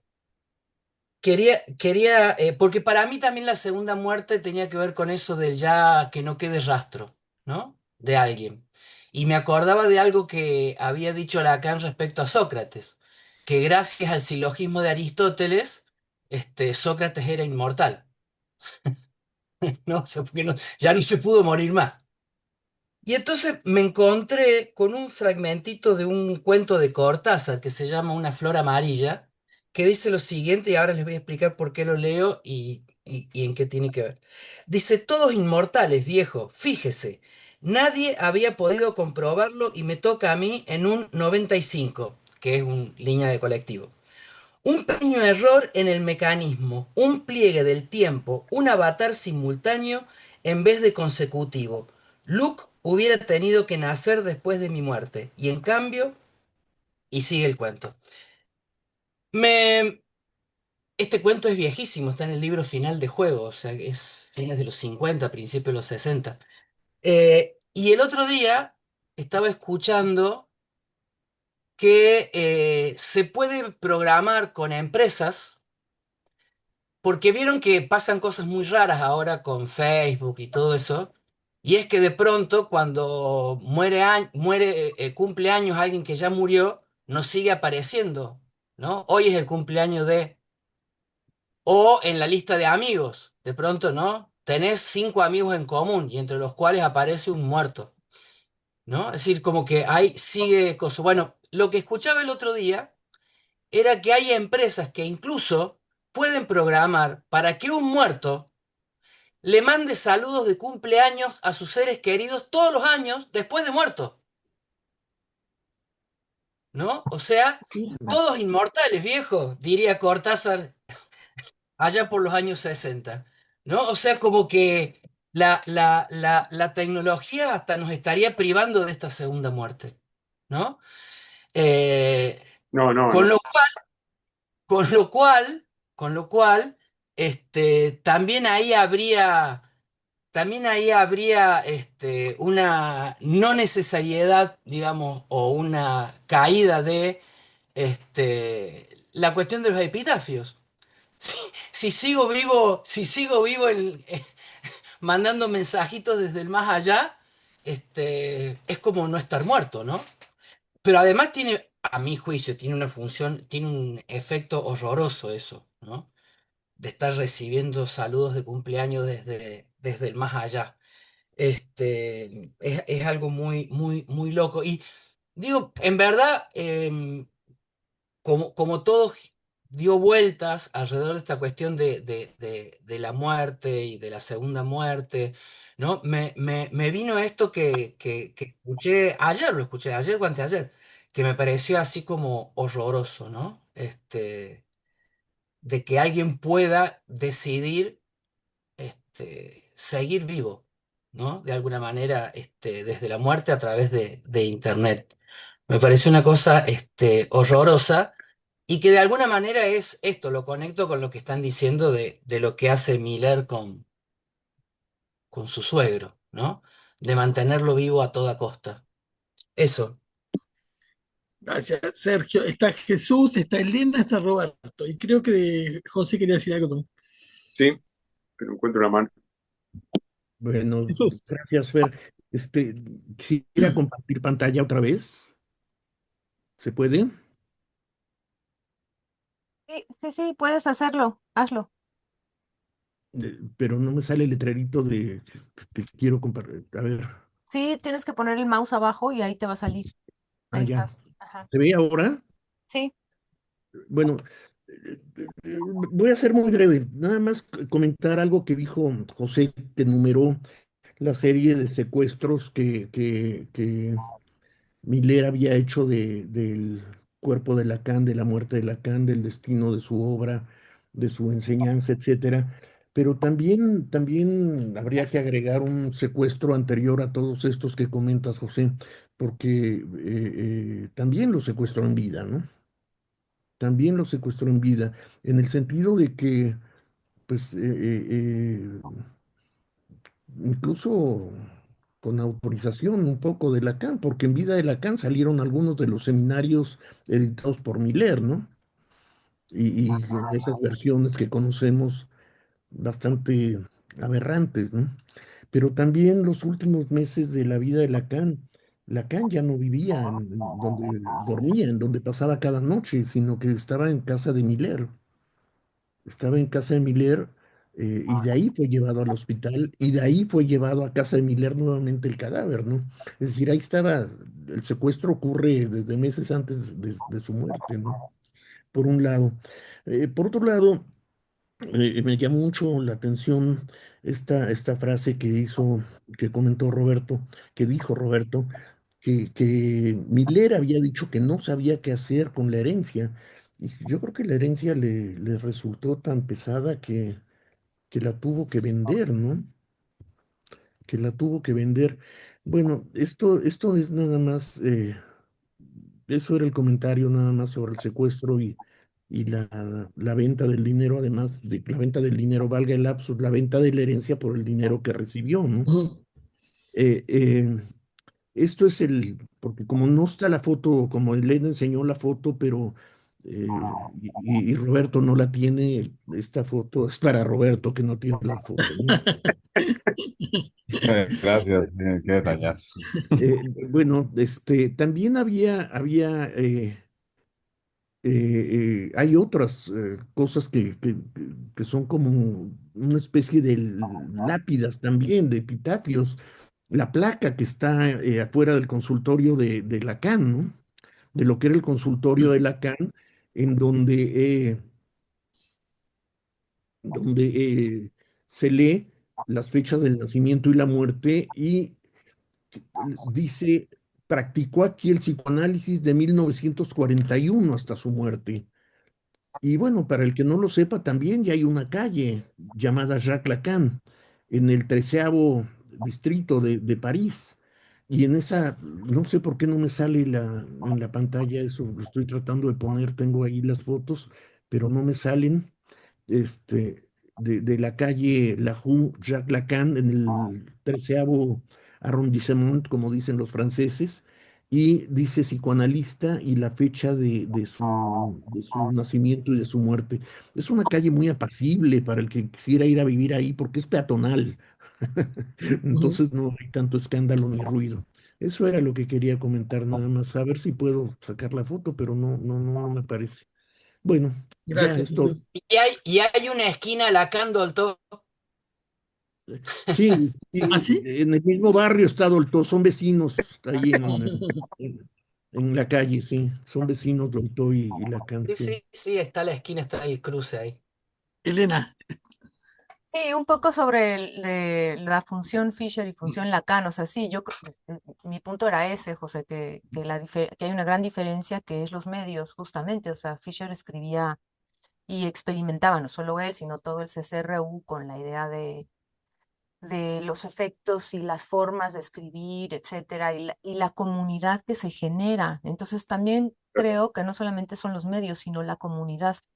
Y creo que sirve Ujú, para plantear justamente que si habría una comunidad en psicoanálisis, ¿cuál sería? Y qué la caracterizaría, ¿no? Porque en el caso de Fisher, la función Fisher sí tiene, digamos, una cosa muy política, de buscar una salida, de un método también, de hacer cosas, digamos, más en el sentido fragmentario, por ejemplo, en fin, ¿no? Creo que ahí da todavía para pensar, porque creo que en todo caso también hay cosas en común y creo que es un poco el énfasis de Lacan en la cuestión del deseo. Eh, me llama mucho la atención esto que decía Fisher de la potencia que le daba a escribir, ¿no? Desde que era insaciable, era incansable su escritura a la hora de conectarse con el blog, lo cual se me hace interesante para pensar la relación también de cada cual con las nuevas tecnologías, que me lleva al punto que también quería comentar que decía Sergio, y solamente para decir que esa es una gran diferencia entre la visión transhumanista y la poshumanista, que el transhumanismo sí está enfocado en superar la muerte y están haciendo todo para eso, ¿no? Para que puedas después subir tu conciencia a un chip y cosas así, que no es el caso, creo, de lo que habla Lacan, y por eso me parece muy fértil plantear la segunda muerte con el hinduismo, porque ya tiene una serie de connotaciones ontológicas y metafísicas que son totalmente opuestas a las connotaciones más occidentales, ¿no? Porque entonces está ligado a la liberación, a la extinción, porque esa es la manera de liberarse, el no seguir vivo y el no reencarnar. Bueno, eso. ujú. Roberto. Sí, bueno, de hecho, retomo esto último que menciona Elena, más bien para, si no, luego repreguntarles tiene que ver un poco con lo de la rueda del samsara, toda esta parte de la reencarnación y bueno, no sé, pensar en un Lacan reencarnado creo que me genera unos horrores parecidos a los a los de Sergio. Em, que bueno, que también quería comentarle, Sergio, que bueno, eso creo que será más bien cada vez más frecuente. Hay toda una industria ahora en cuanto a programación, inteligencias artificiales, aplicaciones y demás de los llamados griefbots que están justo para eso, no solo para mandar las cuestiones de cumpleaños, sino, bueno, interactuar de muchas otras formas, incluso de una manera, si se quiere, hasta cotidiana. No solo la felicitación, sino conversaciones y demás, incluso con la voz misma. Y en el caso de subir videos, incluso con su imagen también, por animación con diferentes herramientas, está muy hacia eso una gran parte pues, de la industria. Recién, hace poco me contactó alguien que está trabajando ese tema y que, bueno, supo un poco de lo que también estoy trabajando a propósito de la angustia agonía y tal. Y bueno, me contaba estas cosas y está muchísimo más adelantado de lo que todavía se ha comercializado. Entonces, es algo que seguiremos viendo seguramente. Y quería también referirme un poquito más también a lo de lo crepuscular, porque este libro de Epitafios también me hizo leer otras cosas.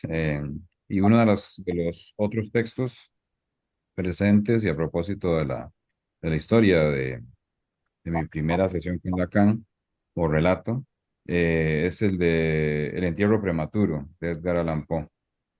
Eh, Creo que ahí hay bastante de esta cuestión del cómo puede, bueno, a mí además se me hizo de noche, acá, curiosamente, ya son las 10 y se hizo de noche, justo cuando estaba hablando del crepúsculo.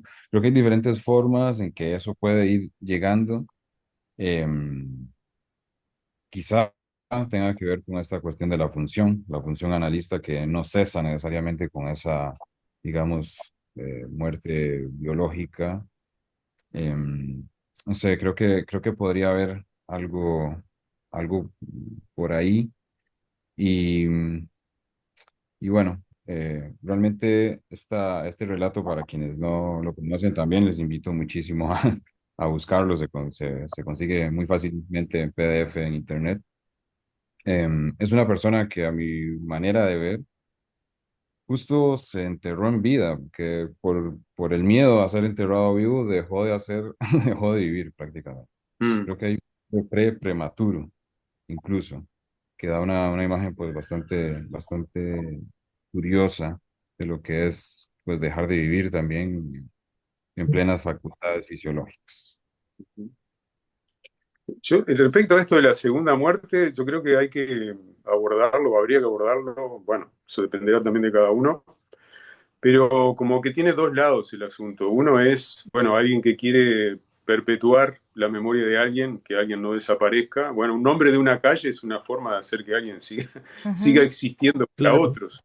ujú, Y la otra cuestión es la relación de cada uno con su desaparición, que esa me parece que es la cuestión más importante, en el sentido de claro. que, bueno, Ujú, uno puede hacer algo para que se conserve la memoria y vivir su vida, un poco lo que decía ahora Roberto, de otro modo, ¿no? Pero vivir eh, la vida pensando en permanecer. Y lo que uno haría en caso de que lo que vale es querer permanecer y no tener presente de eso que, bueno, que uno vive también al lado de la muerte, porque eso está allí desde que somos seres conscientes, sabemos que tenemos, no sabemos la fecha de vencimiento, pero sabemos que sí hay vencimiento. ujú, Entonces son distintos modos de vivir. ujú, Y también hay distintos modos de vivir. En esto que decías tú, Elena, ¿no? De los medios. Yo creo que importa mucho los medios que se utilizan por el tipo de comunidad que se genera. ujú, Para los analistas, yo no podría decir que hay una comunidad, me parece que hay varias. Yo creo, por ejemplo, que bueno, Ediciones Justín tiene un público, un cierto público, y se podría decir que allí hay una especie de comunidad ujú, que podrá tener sus idas, sus vueltas, sus temas.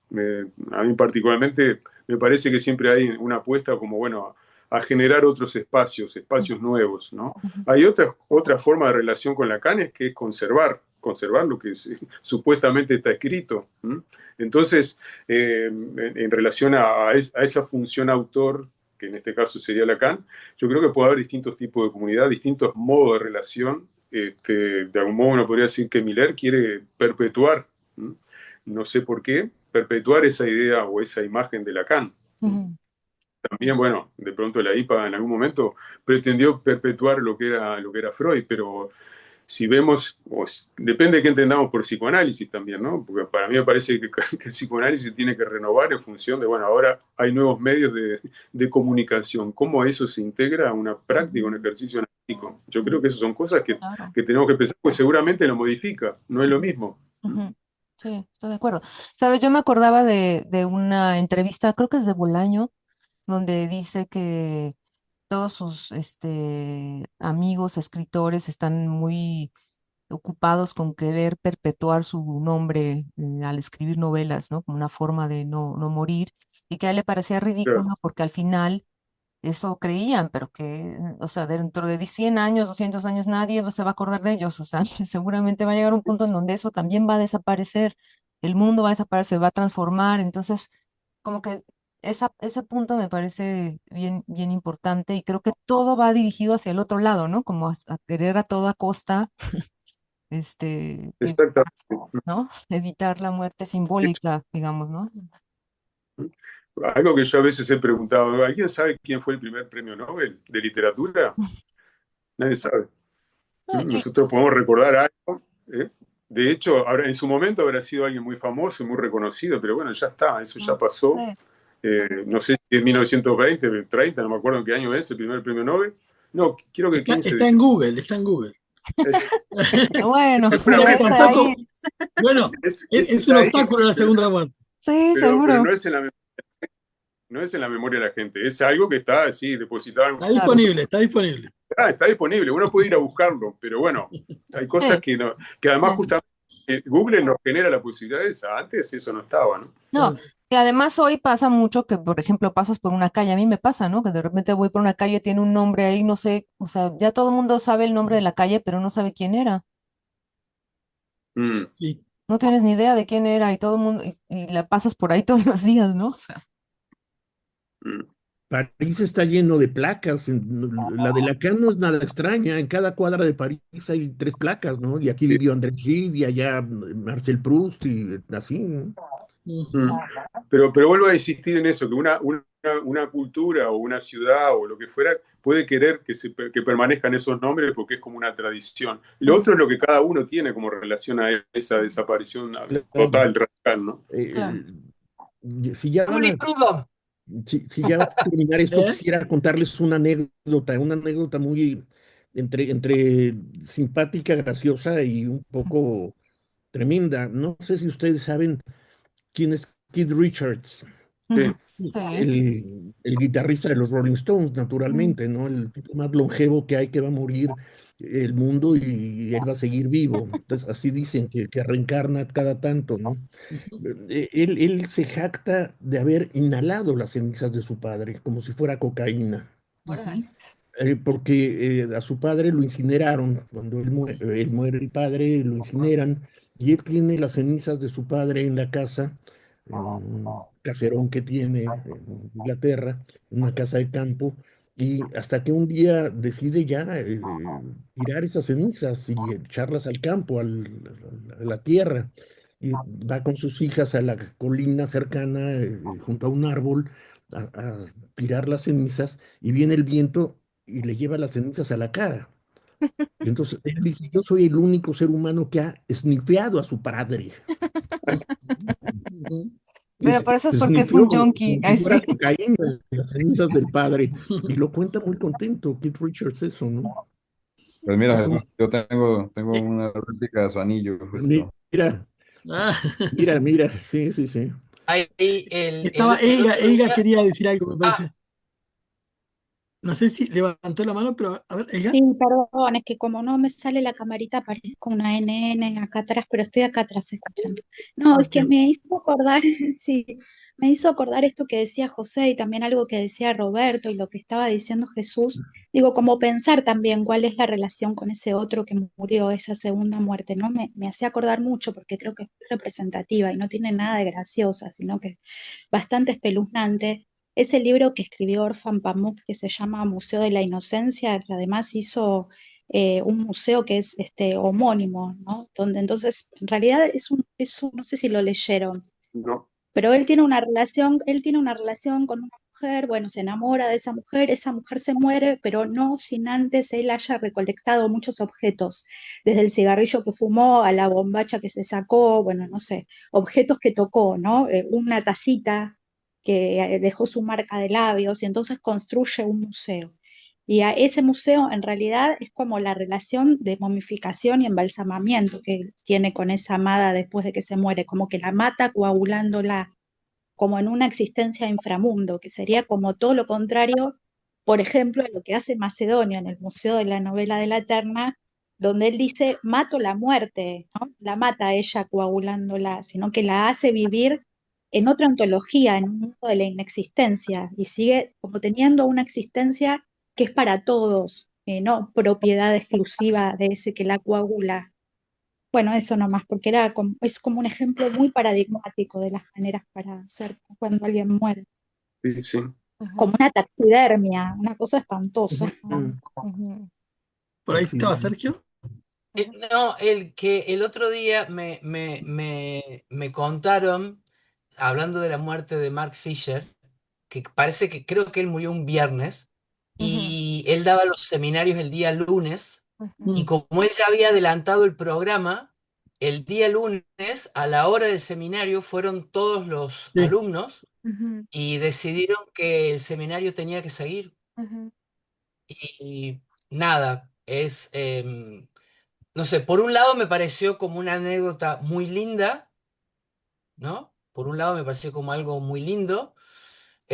Y por otro lado también me corrió un cierto sudor frío por la espalda, Mm, ¿no? ujú, En el sentido de eso, de mantenerlo vivo, ujú, ¿no? ujú, sí. Este, era ambivalente mi sensación frente a eso. ujú, Eso lo cuenta Matt Colquhoun en ese libro de egreso, ujú, y es así. Pero yo pensaba, porque yo también diría que tampoco no me resulta nada evidente qué hacer con la muerte.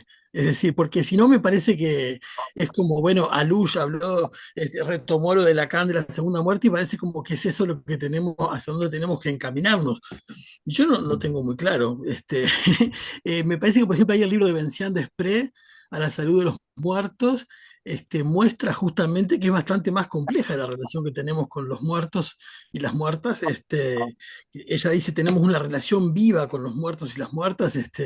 Eh, problematiza, pone en cuestión la noción de duelo que el psicoanálisis, desde Freud en adelante, ha propuesto, que también tuvo una cosa de normativización afectiva de qué hacer respecto a la muerte, y me parece que eh, rápidamente puede haber un desliz hacia un nuevo tipo de normativizaciones respecto a qué hacer con la muerte, y como si el psicoanálisis supiera, Mm.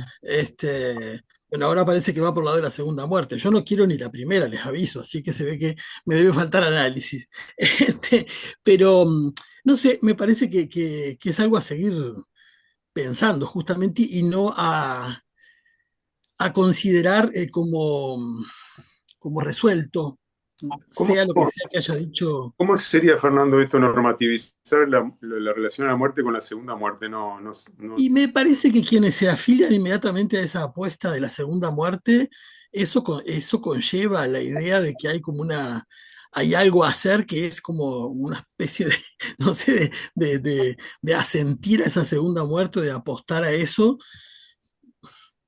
Y, Bueno, no, no, claro, porque yo no lo entiendo así. Yo creo que es algo que, bueno, puede pasar, eventualmente va a pasar con todos, el olvido, pero bueno, lo que uno puede hacer con esa muerte, yo qué sé, es distinto. Si vos querés perpetuarte, me parece que eso es lo problemático. El resto pasará como pasará.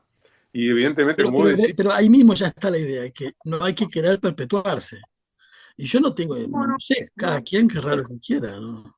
Sí, sí, eso estaba, tenés razón. Ahí sí, estaba, yo no te entendía. Sí, claro, claro, Claro. claro. Por ahí, Totalmente. por, Sí. por ahí solo Yo una... quería decir algo. Graciela, sí, Graciela está levantando la Ay, mano perdón, hace Graciela. un rato, No, así. está bien. Eh, ¿Me toca a mí? Sí, sí. Dale. Yo, una serie de cositas un poco sueltas.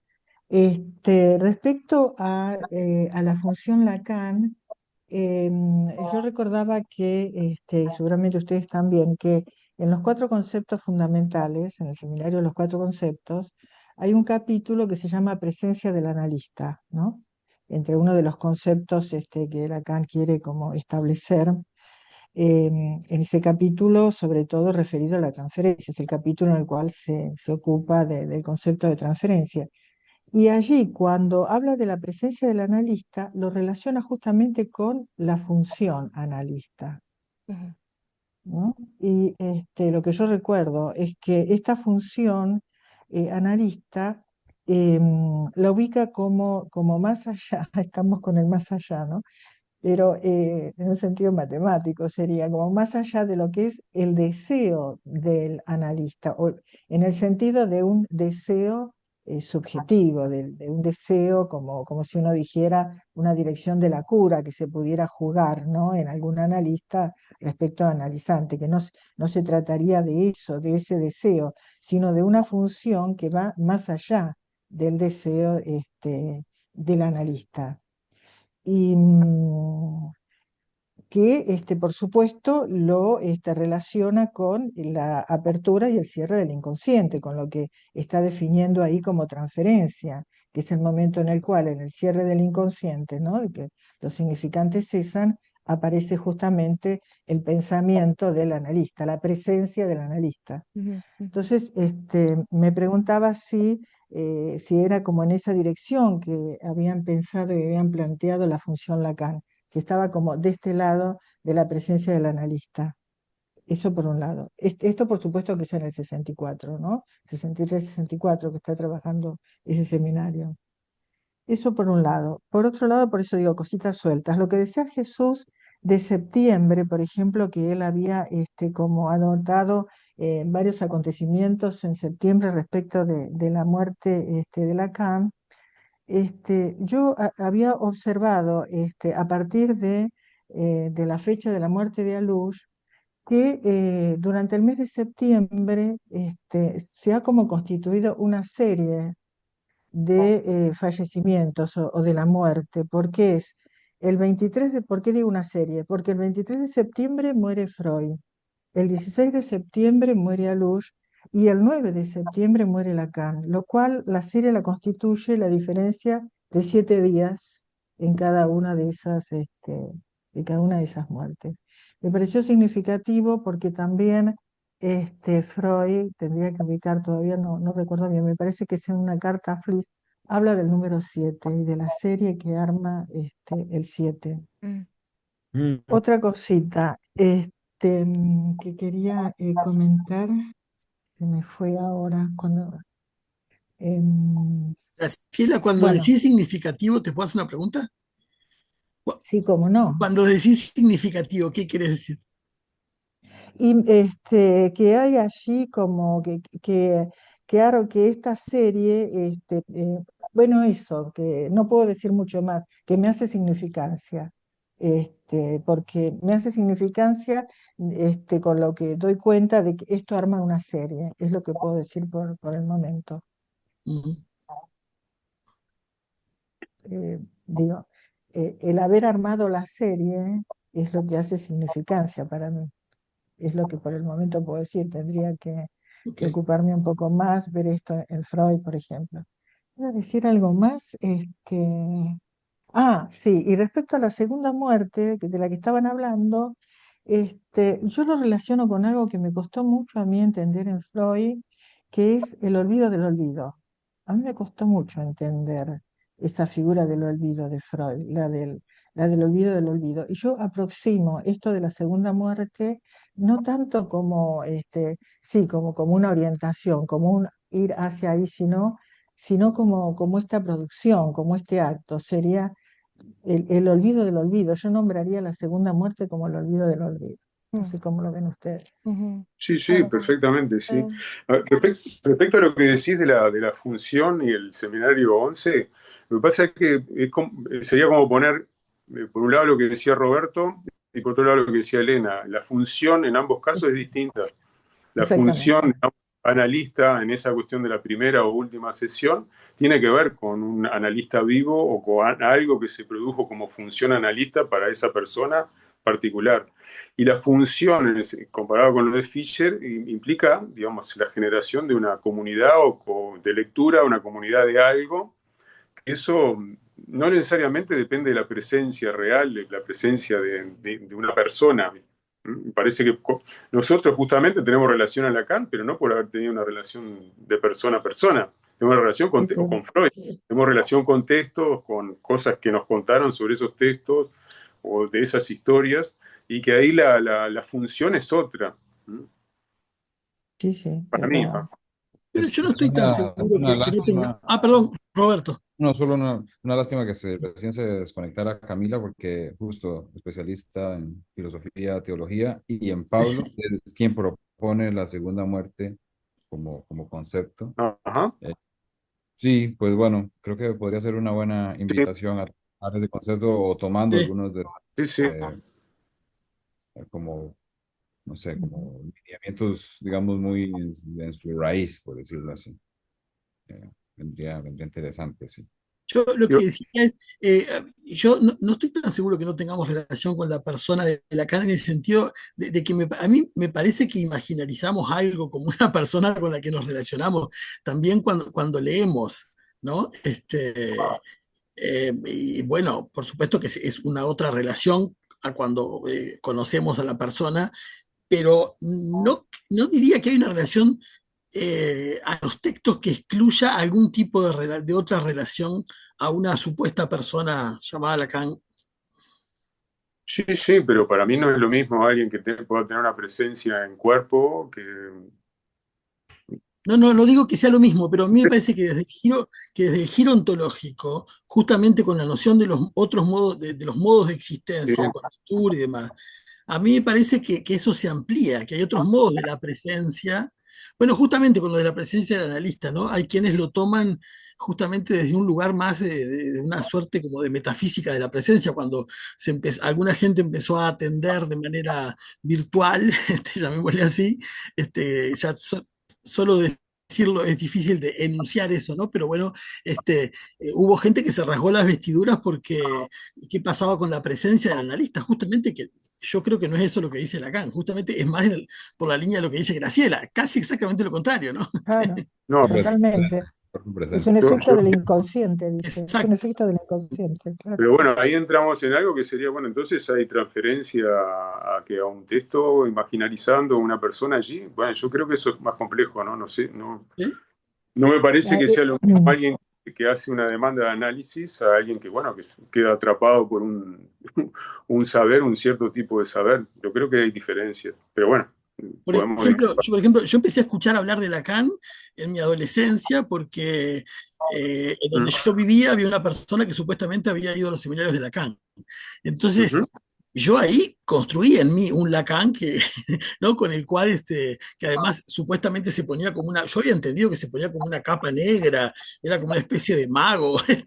Yo supongo que sería como ese saco de piel que a veces usaba, no sé. Yo construí algo ahí, pero yo no diría que y fue anterior a conocer sus textos, ¿no? Entonces, digo, me parece que lo que estoy diciendo es que me parece que es algo más complejo Sí, la sí, relación que total. tenemos con los ahí seres, ¿no? en la presencia del analista, ahí Lacan sostiene la universalidad de la transferencia Mm. como un fenómeno universal, respondiendo un poco a lo que decía recién José, si puede ser a un texto o a qué. Él allí a esa altura sostiene la universalidad. Lo que ocurre que la experiencia analítica produce, la praxis, la experiencia analítica, produce las condiciones para que la transferencia aparezca. Pero él sostiene la universalidad de la transferencia. Ujú. Yo, Puntualizaciones sobre yo, amor de yo, transferencia, también Freud lo menciona, no como universal, pero se dice que es un fenómeno que ocurre fuera claro, de análisis también. sí. no sé si se acuerdan, es que en un momento Luz citó un libro escrito por un afgano que se llama La piedra de la paciencia. No sé si lo leyeron. Sí, sí, vi la Es película, un- hablé sobre eso también, sí. ah, Sí. Mm. bueno, es una mujer Sí, sí, que le está hablando a su marido, que es un combatiente, me parece, ¿no? Así, un combatiente, me parece que está moribundo. Este, está en coma. Está en ¿No? coma, eso es lo que importa. ¿Cómo? Está en coma, eso es lo que importa, no, que no puede Está en responder. coma. Sí, sí, claro, sí, sí, está en coma, no puede responder. Y bueno, y le cuenta su vida, ¿no? Cuenta la vida al lado de él. Sí, era su A- esposo. Era su esposo, la vida que ha llevado, hasta que, bueno, y que se termina Mm. con la muerte del marido, termina su análisis, digamos. O sea, bueno, Lo que pasa ¿por es qué que no? también quiero señalar en esto que cuando hablamos de función autor, como por ejemplo lo de Fischer, o lo puede ser la función de autor en Foucault, digamos, también hay otras relaciones. Son las relaciones entre aquellos que hacen comunidad en torno digamos, a algún saber o algún texto, ¿no? Ahí entran a jugar otras cosas. Yo Sin creo que ahí duda. Sí, no es lo mismo. ¿M? sí, sí. Sí, entran a jugar otras cosas, sin duda. Pero sí Ok, concuerdo con lo que dice Fernando, que hay una tendencia a normalizar, incluso, bueno, en el, en el campo freudiano también la hay, a normalizar cosas, ¿no? Y lo que se dice o se recibe como un cierto saber, sí tiende a imponerse, ¿no? Hay una cuestión de imposición de eso y es difícil desprenderse de eso para justamente poder acoger otras cosas, otras experiencias. Sí, Está bueno cómo queda, me parece, cada vez más en evidencia, ahí yo creo que hay un gran acierto de Alush, a la incidencia de algún tipo de espiritualidad en las producciones subjetivas, ¿no? Esa respuesta intento de respuesta a Foucault, ¿no? El psicoanálisis un ejercicio espiritual, cómo la modernidad creyó poder evacuar esto, ¿no? y entra, Y me parece que vuelve a entrar por la puerta, sí. sí, Mm. Y tiene que ver con la muerte, por cierto, claro. sí. bueno, la otra figura interesante para pensar esto de la transferencia de la función es la del chamán, por ejemplo, el chamanismo, ¿no? Ujú, Es como muy paradigmática para pensar, ahí hay un fenómeno o de injerencia divina o transferencial muy fuerte, ujú, muy presente. Hay una novela muy interesante, que recién empecé a leer, de un autor italiano que él es italiano y en el Amazonas realiza toda una experiencia justamente chamánica, un tipo que se declara en su sexualidad heterosexual y que a partir de esta experiencia empieza a ocurrir una flexibilización, digamos así, en su identidad sexual y es muy interesante todo el proceso que va contando, por ejemplo. ¿Cómo se llama, Graciela? Es muy... La novela, ya te digo, ahora te la Ah, traigo, espera. perdón. Si alguien más quiere aprovechar, ya estamos medio en el final, ¿no? Esto también se termina. Bueno,